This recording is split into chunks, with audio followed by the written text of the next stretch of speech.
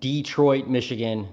Sorry for being a little late today, but my wife and I made a one-day trip to Detroit to check out a great band we follow. And yeah, Detroit's a great city. Downtown, we're having a great time, and but still wanted to do the daily housing crash update with you guys. So, baby boomers. Will baby boomers save the housing market? Well, according to a lot of folks, there's going to be a wave and a tsunami. They call it the silver tsunami of baby boomers that are going to come in, sell their houses because they're aging, obviously, and they're going to downsize maybe into condos or something and flood the housing market with inventory. But will that happen? Well, according to Freddie Mac, baby boomers represent 21% of the population, but they own 38% of the housing supply right now. 38%. Now, of those 38% who own the housing market, they have on average anywhere from $100,000 to $200,000 of equity in their house. And in fact, according to CoreLogic, I've said this before on my channel, but we've got the average homeowner has $299,000 of home equity in the United States, the average homeowner. That's a lot, right? So the question is, all these baby boomers, will they sell? Will they actually, decide to sell and flood the housing market with inventory? Well, according to Freddie Mac, 54% of the baby boomers do not want to sell and have zero plans to sell their house. Zero.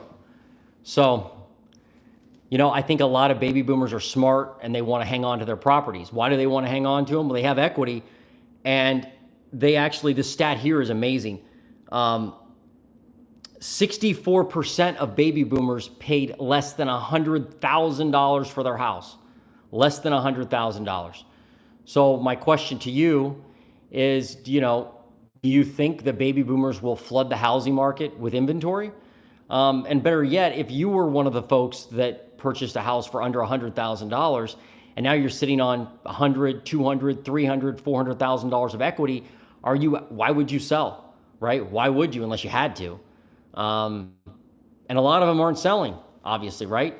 So if you think about the fact that 64% paid less than that $100,000 mark, that's a big number. That's a big, big number.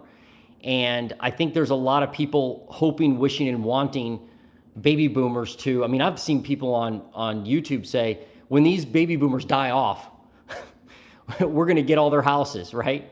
But I'm not sure that's the case. I really don't know that that's the case. I think a lot of these folks are going to stay in their homes, and they're going to pass them down to their kids maybe, right? Maybe if they move out of those homes, they're going to turn them into rental properties. But if my advice on this subject, I talk to a lot of people who are baby boomer age and they are thinking about selling. Really think about that before you pull the trigger and sell the house. Keeping it in your family, keeping it in your estate, and be able to pass that house on to your kids, that could be a really powerful thing. So if you are listening to this, you're a baby boomer, or you just have a house and you're an elderly person maybe, or any type of property for that matter, and you have some kids, get together and figure out a plan for what's going to happen to that property when you eventually pass away.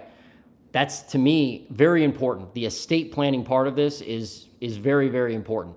It's not that complicated. I'm not a lawyer. I'm not an estate planner by any means, but I suggest you get with an attorney and start to figure out what happens to, my parents' house, for instance, when they pass away. Because if you just do nothing, that's the best way to lose the house, right? You don't want to just do nothing. You want to have a plan in place. And if you can keep that house in the family and rent it out to somebody, that's going to be a huge, huge advantage to them down the road. That's just something that I always, tell people that they need to consider is, hey, go out there, estate plan, find somebody who can help you understand what happens to the house when you happen to pass away. And then, you may have an asset you can pass to your kids down the road, and they can, benefit from that asset for a long time. Why give up your house if you paid less than $100,000 for it? So this article I actually pulled from Realtor.com, And they use the Freddie Mac data, but they also go on to say that most baby boomers think millennials basically are whining about the housing market. Most baby boomers' opinion is that, hey, the housing market today is much easier than it was when they bought a home. So I want to know what you think about that. Do you think the housing market today is easier than when baby boomers were buying in the 80s? The baby boomers were surveyed, said basically, hey, house prices were rocket high, which they were. They skyrocketed upwards in the 80s, and interest rates were in the teens, like we're talking 10, 13, 15% interest rates. So is it harder to buy a house now than it was back in the 80s? I don't know. I wasn't buying a house in the 80s, but there are challenges on both ends, certainly, right?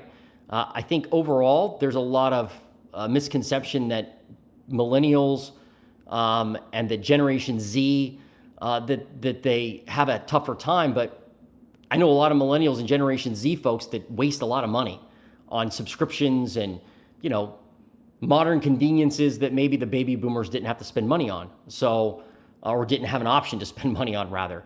And it could just be the attitude of baby boomers coming from, that period of history where they had to basically, fight to eat every day, right? Out of the economic need. It wasn't a land of free money. Interest rates were high, right? And if you look back historically, the housing market, a lot of people say, was much tougher in the 80s than it is even now. So that's kind of scary if you think about it. But regardless, baby boomers have a ton of control of the housing market, 38% of the housing market they own, and it doesn't seem like they're going to give that up anytime soon. So anyway, if you're waiting, wishing, wanting, or hoping for some kind of silver tsunami of homes to hit the market and flood the inventory, and then you can buy properties for pennies on the dollar, I don't know. I'm looking around. I don't see that. No, I don't know. Do you see that? I'm not seeing that. So anyway, there are strategies you can use to find houses off market, and you need to use those instead of whining about the housing market, in my opinion. So anyway, that's my take today, and the housing crash update. So far, no housing crash, but every day we're going to check in on it, see how it's going. All right. Have a good day. We'll talk to you Monday morning. See ya.